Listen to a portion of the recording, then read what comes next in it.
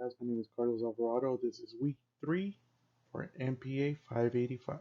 A quick overview, we will review a topic from Chapter 6, Chapter 7, and Chapter 8, and in 3 videos from this week.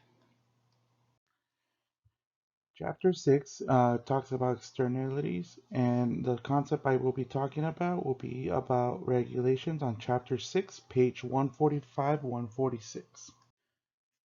The average American does not understand the full concept of regulations. They might know the basic that there are regulations set, but they may not go into details. There will be a few that would know the details because they're into the topic, and I feel because that most people they need to be involved with the topic in order to actually care about it or to even read about it. And so for the average American, I just think that it's not part of their daily lives. They don't care for it. A real life example of a input regulation is would be age limit on smoking. So smoking, you have to be the age of 18 in order to smoke, and that is one of the rules that the government has set for people to be able to smoke.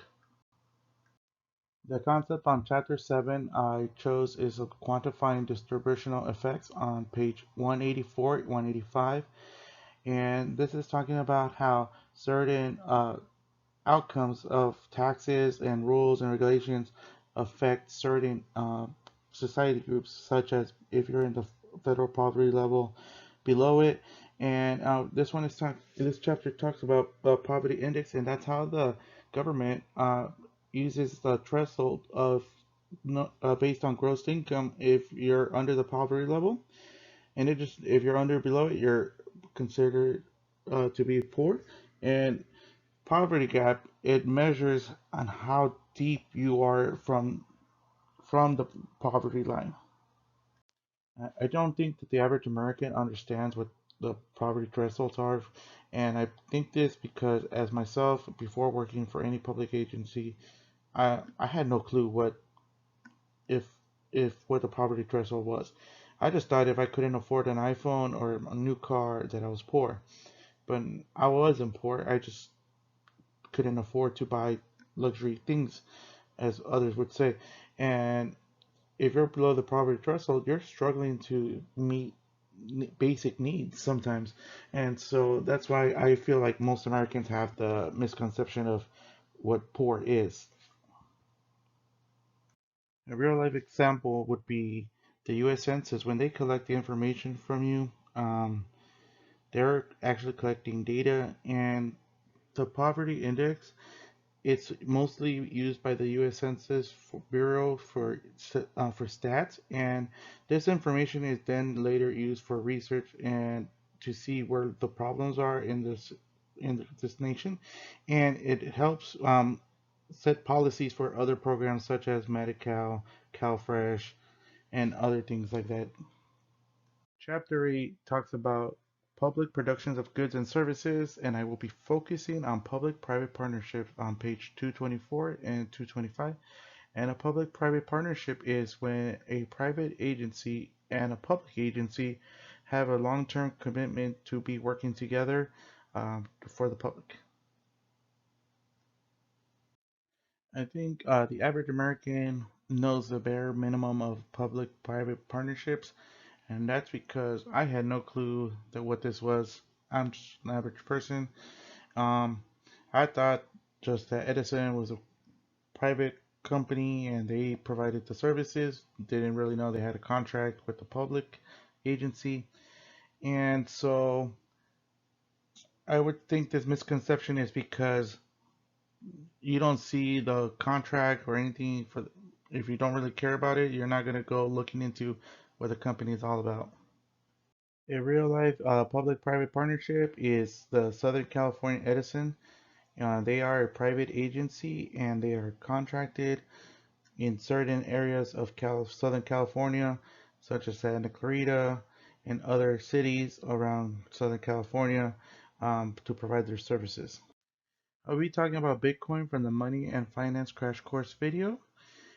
And Bitcoin was talked about because it is a digital currency that is used to buy, it can be used to buy stuff.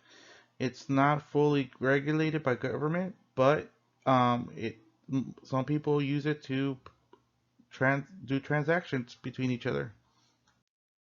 I do not think that most Americans know what Bitcoin is.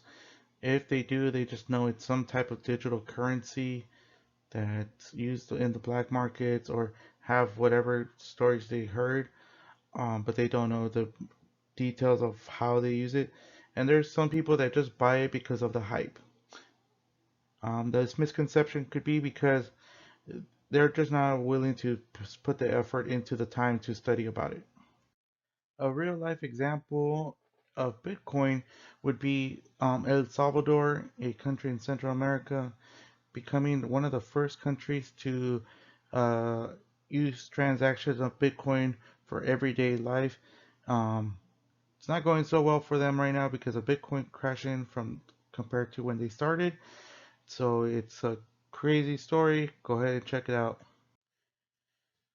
Next is going to be from the 2008 financial crisis crash course video. It's going to be, I'm going to be talking about the Dodd-Frank Act. The Dodd-Frank Act was something that came out of the 2008 financial crisis. It was an it was a title that prohibits certain predatory loans to be made, and so this was made because there's a lot of loans that were targeted to people that were not able to pay the loans, and this helped prevent this from happening and prevent another real estate bubble. The Dodd-Frank Act was the average American would not really understand the full concept of it, and the reason is um, they probably just know the generic of why it was created due to the 2008 financial crisis, but they probably don't know the full details of it. I sure did not know the exact details of what it was, or even the name. The Dodd-Frank real life situation is if you have applied for a mortgage after 2010, you kind of know that it is much harder to get a loan, and they ask for more information and they make sure that you're able to pay the loan. And they're not just giving anybody loans anymore. It's not as easy as it was at that time. So it's a good thing that this was created. The last topic I'll be talking about is the recession. From the recession, hyperinflation, stagnation, crash course video.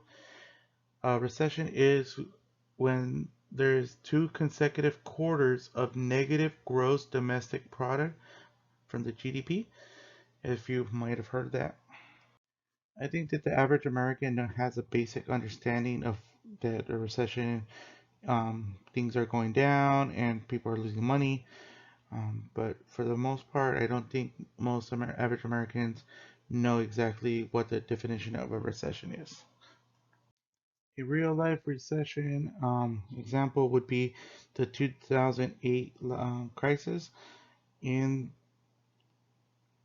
From personal experience, I saw many people lose their jobs, many people lose their homes, many people were struggling. Um, so it was some tough times that people were just trying to get by, and a lot of people lost a lot of savings and lost a lot of money in the stock market. Two concepts that go together would be the Dodd-Frank Act and the recession. So the 2008 recession um, created the Dodd-Frank Act to come about because many people were getting loans way out of their means and were unable to pay back because due to the loans were made predatory. And so after all this, the Dodd-Frank Act was created to help prevent another 2008 from happening again. I'd just like to say thank you for watching, and I will see you guys next time.